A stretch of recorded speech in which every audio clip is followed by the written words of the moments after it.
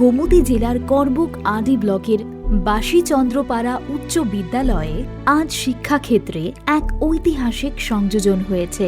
প্রধানমন্ত্রী জনবিকাশ কার্যক্রম অর্থাৎ PMJVK এর আর্থিক সহায়তায় নির্মিত হয়েছে পৃথক 50 শয্যা বিশিষ্ট ছাত্রী ও ছাত্রাবাস। প্রতিটি প্রকল্পে ব্যয় হয়েছে 214.47 লক্ষ টাকা। এই আধুনিক আবাসন ব্যবস্থা দূরবর্তী এলাকার শিক্ষার্থীদের নিরাপদ ও সুস্থ পরিবেশে পড়াশোনার সুযোগ দেবে। মাননীয় মুখ্যমন্ত্রীর হাত ধরে আজ এই ছাত্রী ও ছাত্রাবাসের উদ্বোধনের ফলে বিদ্যালয়ে শিক্ষার্থীদের উপস্থিতি ও ধারাবাহিকতা বৃদ্ধি পাবে এবং বিশেষত আর্থসামাজিকভাবে পিছিয়ে পড়া পরিবারের সন্তানদের শিক্ষা জীবনে একটি নতুন দিগন্ত উন্মোচিত হবে। শিক্ষা ও সমতার পথে এটি এক দৃঢ় পদক্ষেপ, যা ভবিষ্যৎ প্রজন্মের সম্ভাবনাকে আরও উজ্জ্বল করে তুলবে।